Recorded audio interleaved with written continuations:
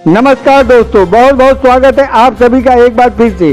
जी हाँ दोस्तों, पूरे दिन की कई महत्वपूर्ण और बड़ी खबरें निकलकर सामने आ रही हैं। जानेंगे सभी खबरों को विस्तार से। तो दोस्तों, खबरों में आगे बढ़ने से पहले वीडियो को एक प्यार भरा लाइक जरूर कर दें और ताज़ा खबरों को जानने के लिए चैनल को सब्सक्राइब भी जरूर कर लें। तो देखते हैं पहली बड़ी खबर क्या निकल कर सामने आ रही है। सुप्रीम कोर्ट ने स्कूलों को खोलने का आदेश देने से किया इनकार, दिल्ली के बच्चे की याचिका खारिज। जी आपको बता दें, सुप्रीम कोर्ट ने सोमवार को एक जनहित याचिका पर सुनवाई करते हुए राज्यों को स्कूल खोलने का आदेश देने से इनकार कर दिया, याचिका को खारिज कर दिया। ये याचिका दिल्ली के एक स्टूडेंट ने लगाई थी, जिसमें मांग की गई थी सुप्रीम कोर्ट राज्यों को स्कूल खोलने का आदेश दे और फिजिकल क्लास शुरू की जाए। लेकिन जस्टिस DY चंद्रचूड़ की बेंच ने यह कहा कि हम राज्यों को फिजिकली पढ़ाई शुरू करने के लिए स्कूलों को खोलने का आदेश नहीं दे सकते। अदालत ने कहा कि ये कोई ऐसा मामला नहीं है जिसमें न्यायिक निर्देश जारी किया जाए। आपको बता दें, सर्वोच्च न्यायालय ने याचिका पर खारिज करते हुए बच्चे को भी फटकार लगाई है। कोर्ट ने कहा कि बच्चे अपनी पढ़ाई पर ध्यान लगाएं, न कि याचिका पर। बेंच ने कहा कि देश के अंदर कोरोना की स्थिति अभी भी ठीक नहीं है, इसलिए हम स्कूलों को खोलने का आदेश नहीं दे सकते। कोर्ट ने कहा कि केरल और महाराष्ट्र में जो स्थिति है, क्या उसमें स्कूलों को खोला जा सकता है। कोर्ट ने साथ ही ये कहा है कि स्कूलों को खोलने का फैसला राज्य सरकारों के हाथ में है और वो सही समय पर सही फैसला लेगी। तालिबान और ISIS के डर और खौफ से भारत पहुंचे सऊदी के विदेश मंत्री ने जताई बड़ी चिंता। जी आपको बता दें, अफगानिस्तान में तालिबान की अंतिम सरकार बनने के बाद अब सऊदी अरब के विदेश मंत्री भारत पहुंचे हैं, जहां सऊदी सरकार ने भारत से बड़ी मदद मांगी है। रविवार को भारत दौरे पर पहुंचे सऊदी के विदेश मंत्री प्रिंस फैसल बिन फरहान ऐसे समय पर भारत के दौरे पर पहुंचे हैं जब तालिबान अफगानिस्तान में सख्त शरिया कानून लागू कर चुका है और महिलाओं के तमाम अधिकार छीन लिए गए हैं। ऐसे में सऊदी अरब की तरफ से तालिबान को सख्त संदेश भी दिया गया है। जी हाँ, आपको बता दें, सऊदी अरब के विदेश मंत्री प्रिंस फैसल बिन फरहान अल सऊद ने इंडिया टुडे के साथ एक विशेष इंटरव्यू में कहा कि अफगानिस्तान में आतंकवादी समूह अल-कायदा और ISIS और तालिबान की वापसी पर पुनरुत्थान और वास्तविकता की चिंता है। सऊदी अरब के विदेश मंत्री ने कहा कि अंतर्राष्ट्रीय आतंकवाद चिंता का विषय है। अभी के लिए तालिबान की प्रतिबद्धता जताई है कि अफगानिस्तान की धरती पर इस्तेमाल आतंकवाद के लिए नहीं किया जाएगा। प्रिंस फैसल बिन फरहान अल सऊद ने यह भी कहा है कि सऊदी अरब का अफगानिस्तान में नई तालिबान सरकार से कोई संपर्क नहीं है। उन्होंने कहा कि उनका देश का नए शासन मान्यता देने से पहले दूसरे देशों की तरफ उसकी कार्रवाई को देखेगा और उसे तालिबान की मान्यता देने में कोई जल्दी नहीं है। आपको बता दें कि सऊदी अरब उन 3 देशों में शामिल है जिन्होंने 1990 के दशक में तालिबान शासन को मान्यता दी थी, लेकिन इस बार सऊदी अरब में तालिबान से काफ़ी दूरी बना रखी है। दोस्तों, अगर आप भी अपने गांव, शहर या राज्य की खबरें देखना चाहते हैं तो कमेंट्स में अपने गांव, शहर या राज्य का नाम जरूर लिखें। और अगर आपको अभी तक किसी भी सरकारी सुविधा का लाभ नहीं मिला है तो वो भी कमेंट करके जरूर बताएं कि सरकार की कौन सी योजना आप तक नहीं पहुंची है, जिससे कि आपकी बात हमारे चैनल के माध्यम से सरकार तक पहुंचाई जाए। तो चलिए बढ़ते हैं अगली बड़ी खबर की ओर। पार्टी बदलते ही बाबुल सुप्रियो के बदले सुर, कहा ममता बनर्जी सबसे मजबूत दावेदार। जी आपको बता दें, कभी राजनीति से संन्यास लेने की बात करने वाले बाबुल सुप्रियो ने एक बार फिर तृणमूल कांग्रेस का दामन थाम लिया। मुख्यमंत्री ममता बनर्जी के भतीजे अभिषेक बनर्जी ने 18 सितंबर को पार्टी की सदस्यता दिलाई। तृणमूल कांग्रेस में शामिल होते ही बाबुल सुप्रियो के सुर बदल गए। भारतीय जनता पार्टी का साथ छोड़ते ही सुप्रियो ने बंगाल की मुख्यमंत्री ममता बनर्जी का गुणगान शुरू कर दिया। आज वो ममता बनर्जी से मुलाकात करने वाले हैं। मुलाकात से पहले उन्होंने ममता बनर्जी को 2024 के लोकसभा चुनाव में प्रधानमंत्री का दावेदार बताया। TMC में शामिल होते ही बाबुल सुप्रियो ने कहा 2024 के लोकसभा चुनाव में प्रधानमंत्री पद के लिए ममता बनर्जी सबसे मजबूत उम्मीदवार हैं। उन्होंने कहा कि मेरी इच्छा है कि ममता दीदी 2024 में प्रधानमंत्री बने। उन्होंने कहा कि ममता बनर्जी इस वक्त विपक्ष की सबसे मजबूत दावेदार है। आपको बता दें, इससे पहले TMC मुखपत्र पत्र जागो ने बंगाल में भी ममता बनर्जी को प्रधानमंत्री पद का दावेदार बताया गया था। गुजरात पहुंचे असदुद्दीन ओवैसी, अतीक अहमद से नहीं मिल पाए, बोले AIMIM अगला विधानसभा चुनाव लड़ेगी। जी आपको बता दें, तेलंगाना की सियासत में दमदार बिसात बिछा चुकी ऑल इंडिया मजलिस इत्तेहाद मुस्लिमीन अब गुजरात और उत्तर प्रदेश जैसे बड़े प्रदेशों में भी चुनाव लड़ेगी। इसका ऐलान खुद पार्टी के चीफ असदुद्दीन ओवैसी ने किया। असदुद्दीन ओवैसी आज गुजरात में थे। यहाँ उन्होंने अपनी चुनावी रणनीति को लेकर मीडिया से बातचीत की। ओवैसी ने कहा, आने वाले वक्त में हमारी पार्टी गुजरात विधानसभा चुनाव में हिस्सा लेगी।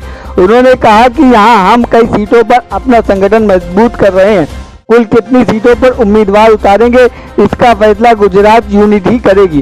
जी आपको बता दें, ओवैसी ने गुजरात में विपक्षी दल कांग्रेस पर निशाना लिया है। ओवैसी ने कहा कि उनके नेता राहुल गांधी अपनी पारंपरिक सीट अमेठी खो दिए, वहां हमारा उम्मीदवार नहीं था।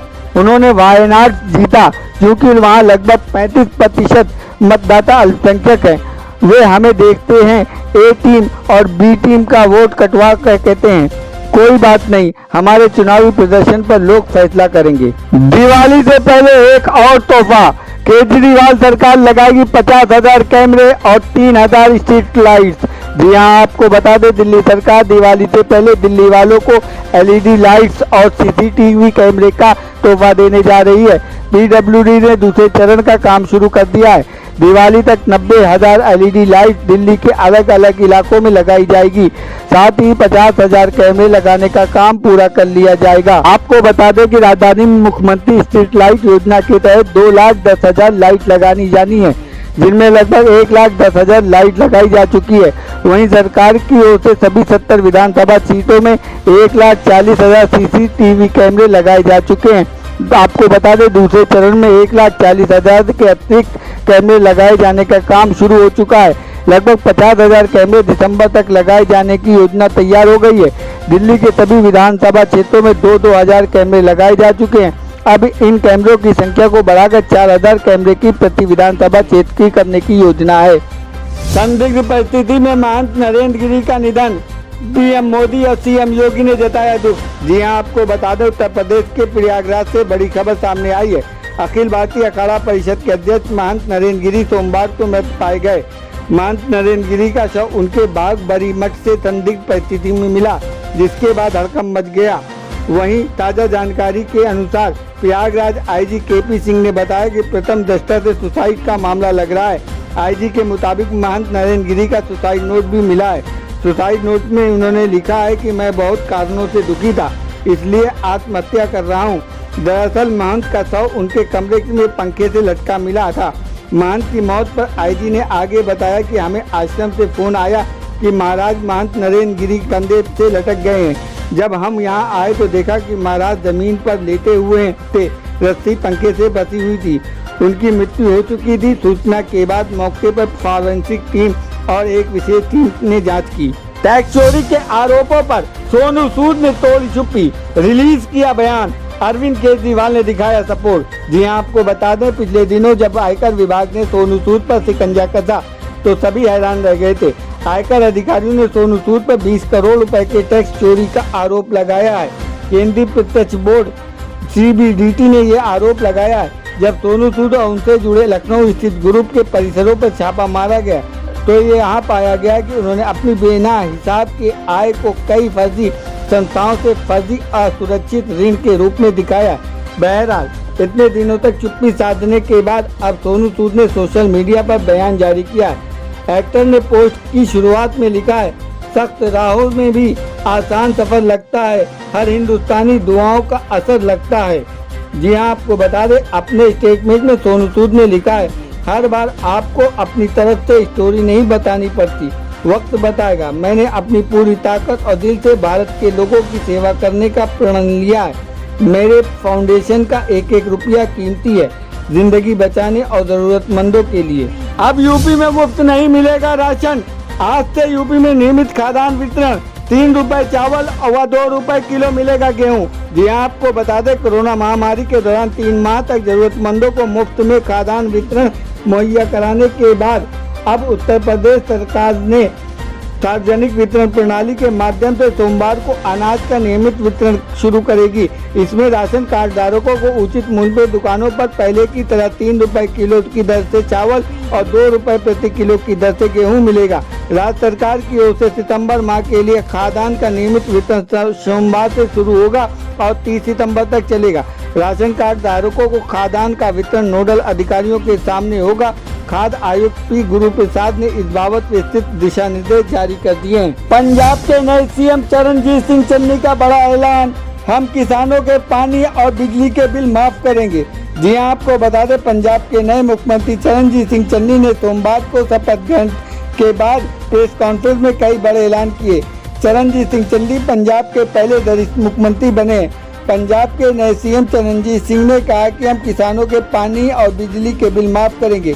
पंजाब के मुख्यमंत्री चरणजीत सिंह चन्नी ने चंडीगढ़ में प्रेस कॉन्फ्रेंस करते हुए कहा, पंजाब सरकार किसानों के साथ है।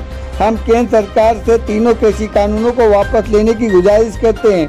ये आम आदमी की सरकार है। कैप्टन अमरिंदर सिंह ने पंजाब में बहुत अच्छा काम किया है और हम भी उन्हीं की राह पर चलकर काम करेंगे।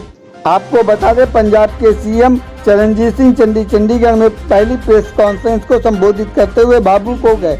चरणजीत सिंह चन्नी ने कहा कि कांग्रेस ने एक आम आदमी को मुख्यमंत्री बना दिया है। मैं कांग्रेस पार्टी का धन्यवाद करता हूं। सीएम चरणजीत सिंह चन्नी ने कहा कि पार्टी सर्वोच्च है, सीएम या कैबिनेट नहीं। पार्टी की विचारधारा के अनुसार पंजाब की सरकार काम करेगी। जेडीयू में शामिल होंगे लोजपा के सैकड़ों नेता और कार्यकर्ता। चिराग गुट को एक और झटका। जी हां, आपको बता दें, खुद को प्रधानमंत्री नरेंद्र मोदी का अनुमान कहते रहे लोक जनशक्ति पार्टी के अपने गुट के अध्यक्ष चिराग पासवान की मुसीबतें कम होने का नाम नहीं ले रही हैं। पिता रामविलास पासवान के निधन के बाद पहले पार्टी दो फाड़ में हो गई, फिर एक एक करके कई अपनों ने बगावत कर दी। पार्टी के आधार स्तंभ रहे कई नेता अब चिराग के विरोधी मुख्यमंत्री नीतीश कुमार के साथ मजबूत कर रहे हैं। इस बीच चिराग का एक और बड़ा झटका लगा है। ताजा मामला, चिराग पासवान की कोर कमेटी के अहम सदस्य माने जाने वाले पूर्व विधान पार्षद विनोद कुमार सिंह के सैकड़ों नेताओं और कार्यकर्ताओं के साथ जनता दल यूनाइटेड में शामिल होने की घोषणा की है।